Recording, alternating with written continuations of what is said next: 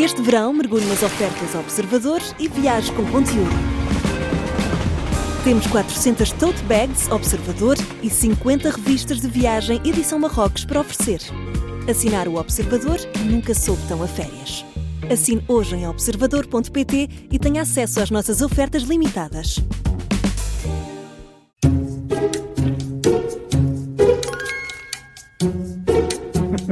Começa agora mais uma comissão de inquérito. Hoje é nosso convidado Francisco José Viegas, escritor, editor, jornalista e antigo secretário de Estado da Cultura. Bom dia, bem-vindo. Bom dia, Carla, bom dia. É Maria João agora. Maria João. Ainda é Maria João. Mas a Carla também cá está. Francisco, até eu confundo estas vozes, portanto, olha. Olá, Paulo, desculpa. Não faz mal. Então está na praia.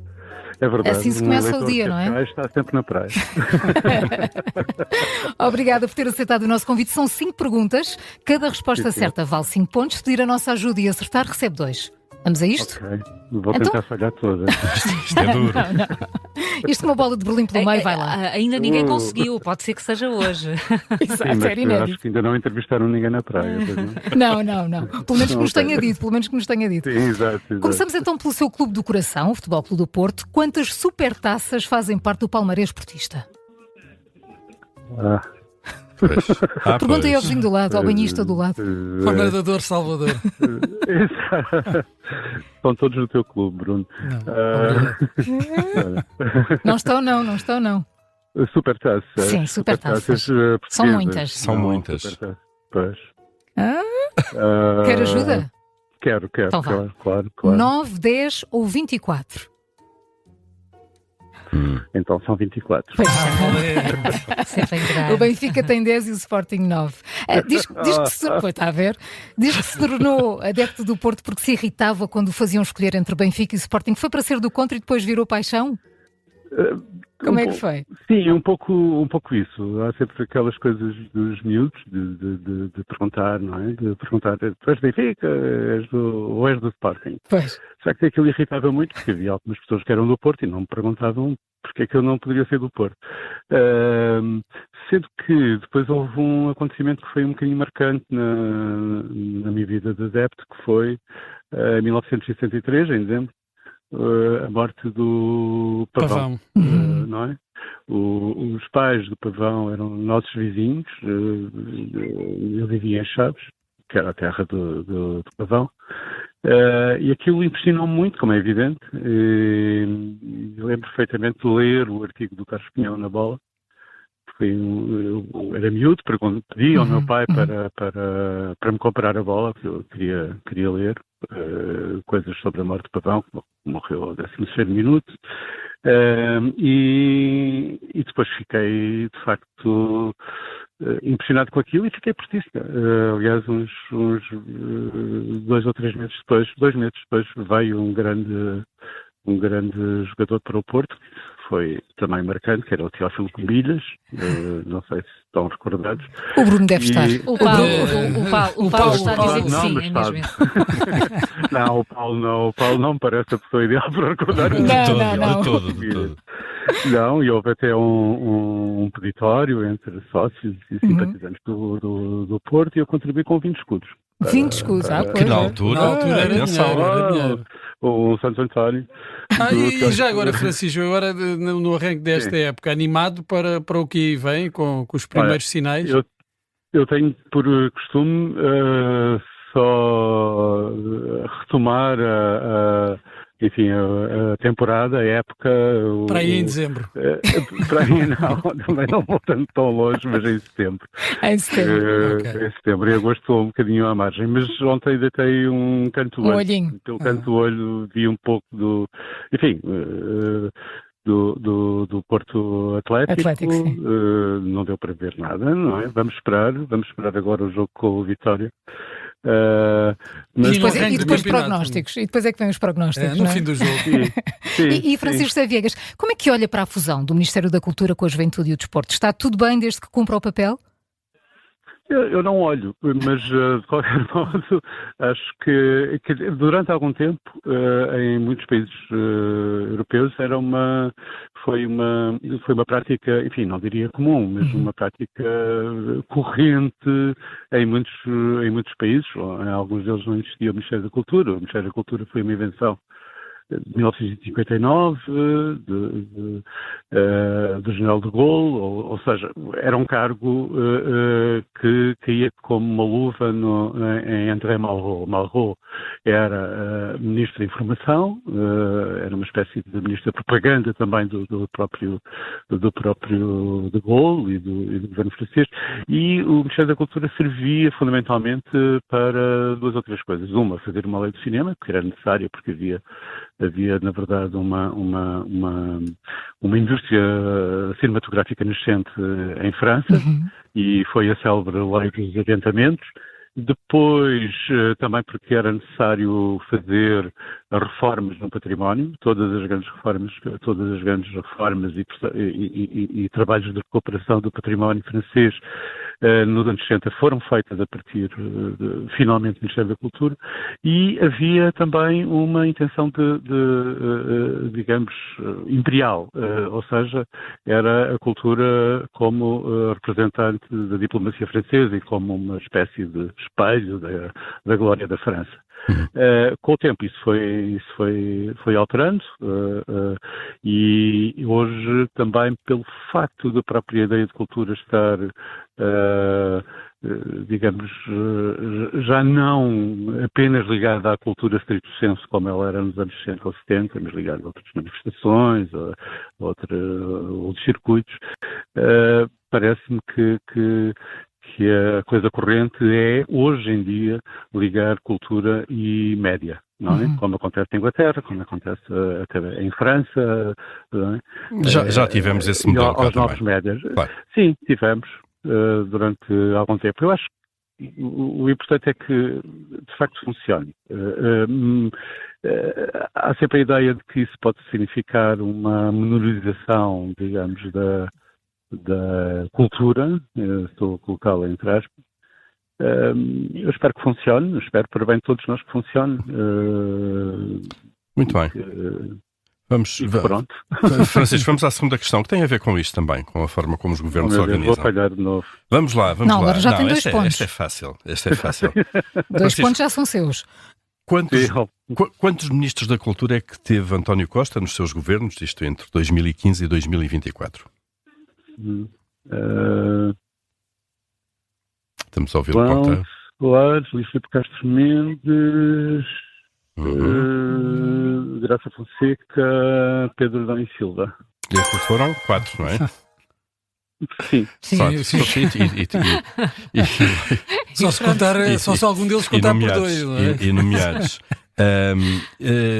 Francisco, foste também secretário de Estado da Cultura há mais de 10 anos, em 2 anos. Isto é uma área, 4 ministros em 8 anos. Isto é uma área de política de desgaste rápido ou não? Como a administração interna ou a saúde? É desgaste, quer dizer, está muito sujeito ao escrutínio público, que tem muito a ver com uma área que é ampliada pela imprensa, pela comunicação, pela própria, digamos, indústria da cultura. Os chamados agentes do setor, é isso? Sim, exato. E, portanto, fazem muito barulho? Bastante. Bastante. Estão no seu direito. Toda a gente está no seu direito de fazer esse ruído, ter a sua influência. Às vezes essa influência não se traduz numa influência política. Portanto, essa projeção mediática não tem paralelo numa influência política real, não é? Ao nível dos votos, que é aquilo que muitos políticos, ou que os políticos, pelo menos, querem mais, e portanto, digamos que esse peso é muito flutuante, não é? Por um Mas lado, condicionam as políticas do setor? Sim, podem condicionar, sim.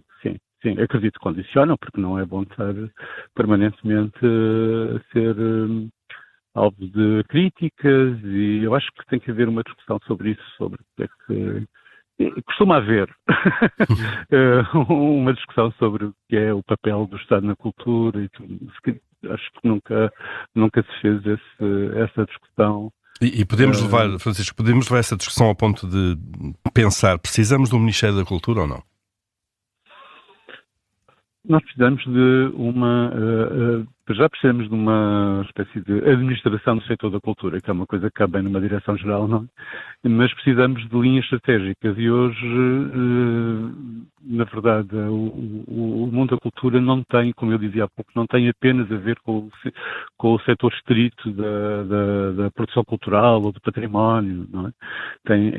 É muito mais largo, digamos, a sua intervenção é muito mais larga, muito mais alargada, e eu suponho que faz todo sentido haver um setor exclusivamente preocupado, exclusivamente dedicado a essa matéria.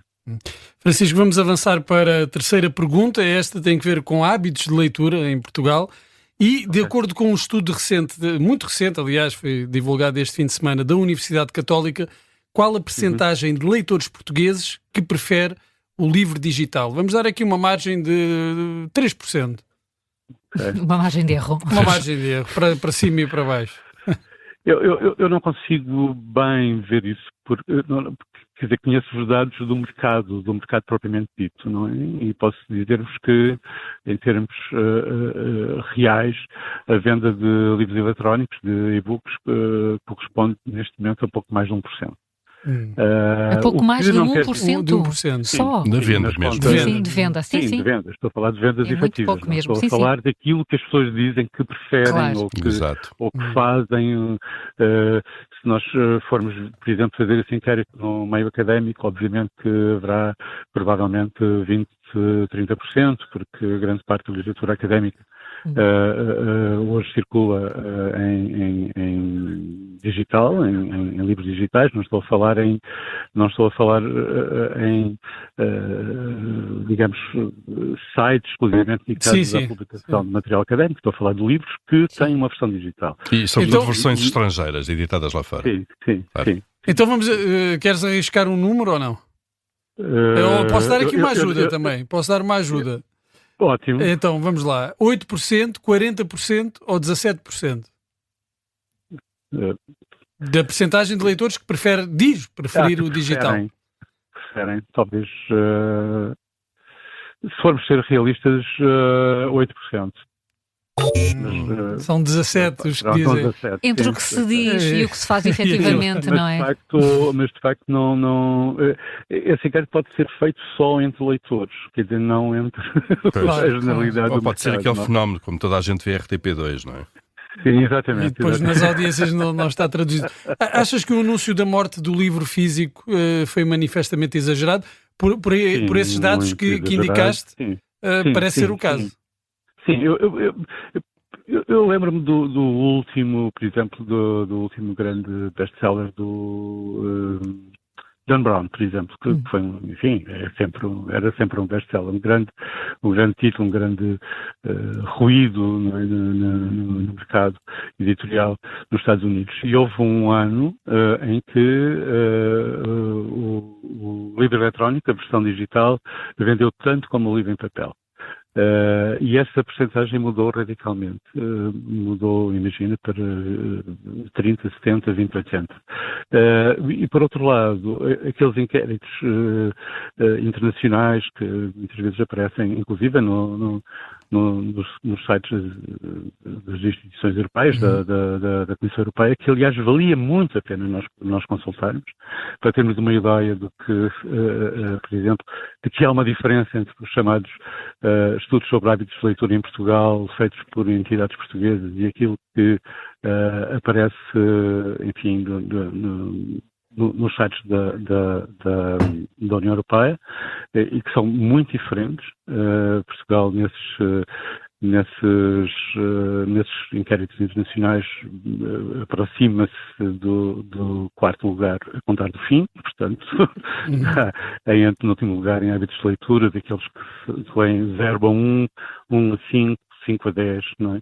E como é que não conseguimos alterar esses hábitos de leitura ao fim de tanto tempo, de investimento, de um plano nacional de leitura, de muitos jovens e crianças terem hábitos de leitura quando precisamente são jovens e não, depois isso não tem um reflexo nos hábitos de leitura na idade adulta? Nós fazemos enfim, políticas de incentivo à leitura para idades muito baixas, não é? Mas depois temos dificuldade em acompanhar esses leitores mais tarde. O grande problema é uma espécie de falha tectónica que existe entre, imagina, 14 e 18 anos. Não é? É quando se perdem muitos leitores que depois não são recuperados. Durante muito tempo eu pensava-se que as famílias eram um dos incentivos fundamentais aos hábitos de leitura, não são. Não são porque as gerações que perderam hábitos de leitura já são hoje pais e, portanto, não são um exemplo. E, portanto, eu mantenho que a escola cabe um papel determinante, não com aquilo que nós hoje chamamos de leitura inclusiva e que se tem nos últimos anos distinguido por baixar um pouco o nível a qualidade da leitura, não é? Eu acho que há professores absolutamente fantásticos nas suas aulas de português, mas penso que será pela escola, não é? Quer dizer, terá que ser uma política integrada, essencialmente educativa, essencialmente na escola. Vamos a mais uma pergunta, Francisco. Esta é uma notícia recente. Esta é fatal porque é uma notícia recente e diz-lhe muito, portanto deve saber. Nasceu no Pocinho, concelho de Vila Nova de Foz, Coa. Ora, o Museu do Coa assinalou recentemente um aniversário, mais um. Quantos anos fez o museu?